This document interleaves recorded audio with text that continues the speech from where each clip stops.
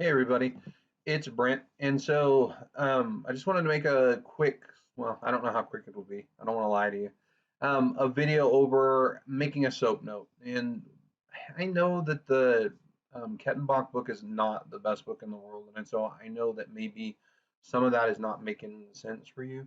So I wanted to walk through how to do one, and then I'm going to give you an opportunity to do one for practice for bonus on the upcoming test. And before I get started, let me just say that as far as the test goes, it's not like you have to write a SOAP note for the test.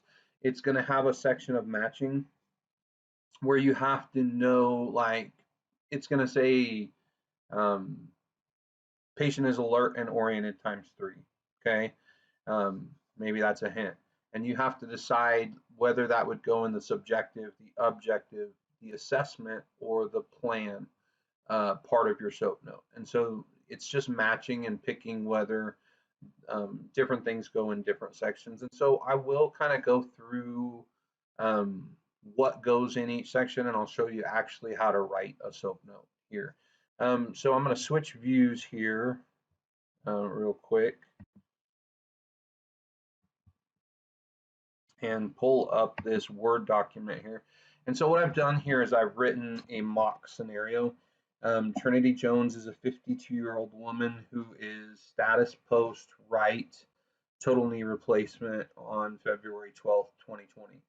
Patient has not been participating properly in HEP, her home exercise program, and is now has reduced or decreased, right, flexion of right knee.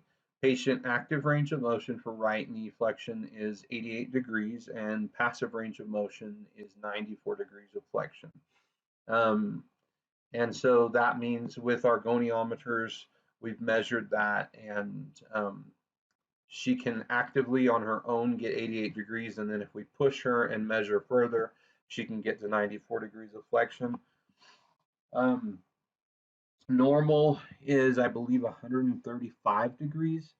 Um, and so at the place I worked at, we usually tried to get patients to 120 degrees before we released them. And I worked at a post-acute care center. In most hospitals, before they release you, try to get you to 90 degrees of flexion actively. And so this patient hasn't improved basically, and maybe even regressed a little bit since she's been released from the hospital. And her uh, MMT, and I should have actually put MMT in here.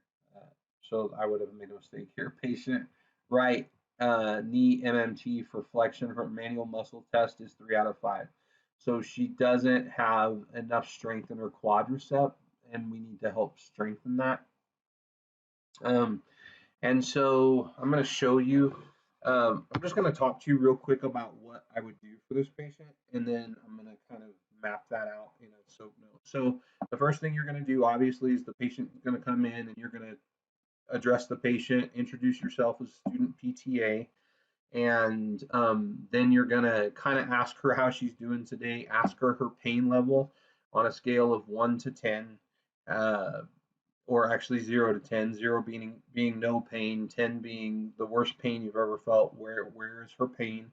And then you're going to ask her the location of that pain and what it feels like, so you can kind of get that information from the patient.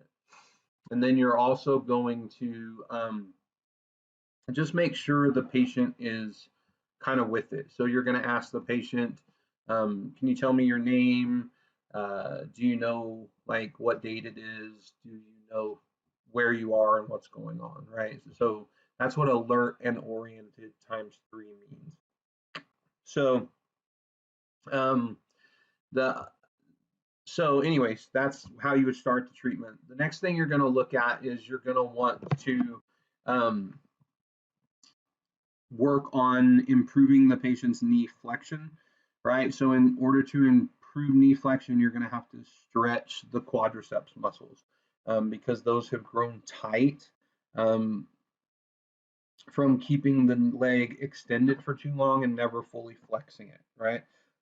And then Once you gain more range of motion, you're going to want to strengthen the hamstrings to improve the leg's ability to flex the knee, right? So the stronger the hamstrings, the more they're going to be able to fight against the quadriceps to improve knee flexion. And so a treatment for this patient would involve those things, okay? And so I'm going to kind of just make up a treatment a little bit here and show you how I would document that. And while I'm doing that, I'm going to talk a little bit about what goes in each section. So in your S section, which is subjective, what that means is you're putting anything in there that comes from either the patient themselves or the patient's family that you cannot verify, that you didn't test, and that there's no way you can really see if it's actually objectively true. Okay, so patient, I'm going to put in an example. So Trinity came in and she told you that she had 6 out of 10 pain in that right knee. Okay, so patient stated that she had 6 out of 10 pain on the verbal scale, okay, on VRS. Patient stated also that she has not been sleeping well secondary to right knee pain. Okay, so this is just any information that you get from the patient or family, like I said, that can't be verified. Like she can tell you that she has that 6 out of 10 pain right here, but there's no way for you to know. You can't test it and know that she really is 6 out of 10. She might be, you know, overly tolerant of pain, and what she considers a 6 out of 10, other people would be consider an 8 out of 10 pain, and you're going to be working on her, and tears going to be coming down her eyes, and she's going to say, "Oh no, it's only a 5 or a 6," right? And you're going to have to adjust based on that because it's subjective. You don't know for sure, and it might be the opposite too. She'll be moving around, and you'll be pressing on her leg and pushing her into more flexion of that right knee, and she's not even upset, but she tells you she's got 7 out of 10 pain. She may just not tolerate pain very well. And what seems like a 7 to her is probably a 3 to somebody else. So does that make sense? So anything at all, like um, anything at all that you feel is important to note um, that you can't verify goes in this subjective section. Okay. So in the objective section, and I'm going to tie this into your 125 class that you're taking with Teresa. In the objective section, you're going to put in anything that you can test that can be verified by you and by other people, right? So, like I said, you're going to ask the patient the questions of what is your name, what is the date, and do you know where you are? That is alert and oriented times 3, right? So you can put patient here, patient is AO times 3, alert and oriented times 3, because you've tested that, and somebody else could come behind you and do the exact same test and verify that yes, this person is alert and oriented times 3, so that is objectively true. Okay, so anything that you can objectively show and test and prove goes here. So you could put blood pressure. Okay, patient patient BP is 124. You always use even numbers on blood pressure, never odds, okay, just so you know. Over, I don't know, we'll say 82. 124 over 82, so not bad, okay. Patient respiration rate is, we'll do heart rate, is 78 beats per minute. okay?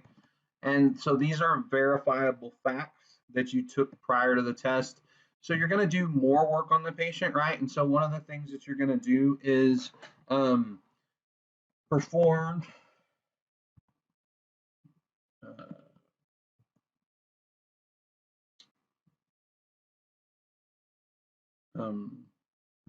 um, well, I'm trying to decide how to. So we're just going to put performed stretch to right quads to help improve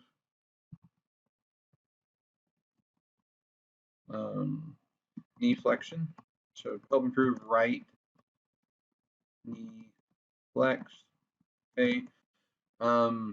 So you need to now you need to write in here the objective part of how often you did that and how many times. So 3 sets of 60 seconds hold to right quads, right? And so I've included the objective information of what I did to help this patient improve. Now, since this patient has pain, maybe I applied hot pack HP, okay, or moist hot pack MHP, which to right hamstring, to right quad for 10 minutes, right? Okay, so maybe I put anything I did objectively that I can verify and that I can show somebody else. You put it in there, right? So maybe I put a hot pack on them first to kind of loosen up the muscle.